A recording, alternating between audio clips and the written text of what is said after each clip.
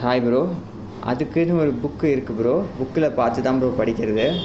அந்த புக்கில் உரை இருக்கும், உரையோடு சேர்த்து தான் ப்ரோ படிக்கிறது. அப்படியே அந்த 4 வரியை படிச்சுட்டு அந்த 4 வரியை அப்படியே இது பண்ணுறது இல்லை ப்ரோ.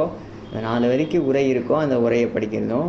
அது இல்லாமல் நாம் திருமூலரை முழுமையாக நம்பி வணங்கி அவரை மதிப்பு கொடுக்கும்பொழுது அவரே நமக்கு உள்ளே இருந்து உணர்த்துவார். இதுதான்ப்பா இந்த பாடலோட விளக்கம். ஏன்னா எல்லா உரையுமே வந்து பார்த்திங்கன்னா எல்லா சமயமுமே அந்த உரையோட சிங்க் ஆகுமான்னு ஆகாது. ஏன்னா அந்த வார்த்தைக்கான அர்த்தம் கீழே எடுத்துக்கலாம். ஆனால் அந்த கோர்வையாக சேர்த்து அவர் என்ன சொல்ல வராரு அப்படின்றது வந்து எல்லா உரையிலையுமே ஒரே மாதிரி சொல்ல முடியாது.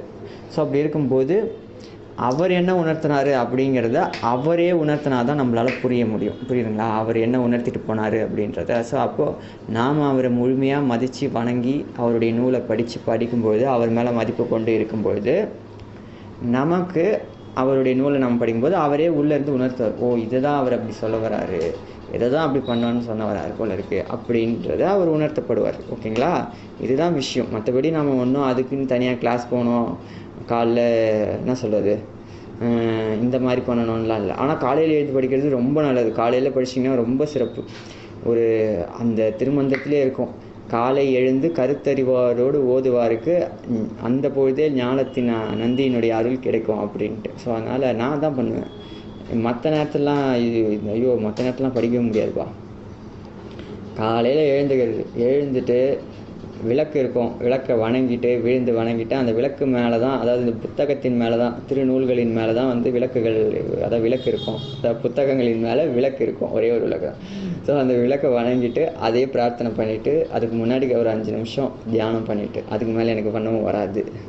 ஸோ அதனால் அந்த விளக்கை பார்த்துட்டு அதையே ஒரு 5 நிமிஷம் தியானம் பண்ணிவிட்டு அதுக்கப்புறம் எழுந்து படிக்க ஆரம்பிக்கிறது தான் திருமந்திரம், திருவருப்பா, திருக்குறள் அப்படின்ட்டு. எல்லாம் ஒன்று தான், ரொம்பலாம் படிக்க மாட்டேன், சின்னதாக. ஏன்னா இதுதானே, அது என்ன கதை புத்தகமாக அது அப்படியே படிச்சுட்டு போகிறது.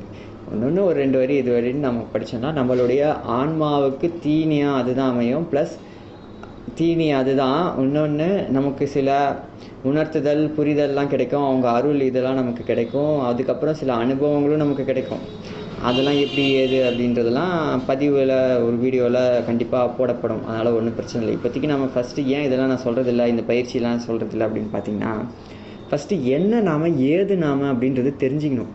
எதுக்கு நாம் இதெல்லாம் பண்ணணும், நம்மளுடைய ஆர்ஜின் என்ன அப்படின்றது நம்ம புரிஞ்சுக்கணும். அது புரிஞ்சுக்கிட்டக்கப்புறம் தான் இது பண்ணுங்கள் அது பண்ணுங்கன்னு சொல்லும்போது ஓ கண்டிப்பாக இது பண்ணிடணும், ஏன்னா இதோட வேல்யூ இப்போ புரியுதுன்ட்டு பண்ணுவாங்க. இல்லாமல் நான் இப்போ ஒன்று பண்ணுங்கன்னு சொல்லிட்டு பண்ணுறது வந்து வெறும் இவர் சொல்லிட்டாரு பயிற்சி அப்படி, அது ஏதோ ஒரு பயிற்சி மாதிரி போகும். அது கூடாது. அதோட முழு அர்த்தம் என்ன, எதுக்கு பண்ணுறோம், ஏன் பண்ணுறோன்ற அந்த வேல்யூவை பண்ணுறவங்க உணரணும். ஓகேங்களா? ஸோ அதை வந்து இவர் சொல்லிட்டாரே அப்படின்ட்டு பண்ணக்கூடாது எந்த ஒரு விஷயத்தையும். அதுதான் என்னுடைய விருப்பம். அதனால எந்த ஒரு இதையும் பற்றிக்கு சொல்கிறது இல்லை. ஃபஸ்ட்டு நம்மளை பற்றி நம்ம தெரிஞ்சுப்போன்றதான் நம்ம சேனலில் இப்போது பதிவுகள்லாம் வந்துக்கிட்டு இருக்கு. அதான் ப்ரோ. நன்றி ப்ரோ.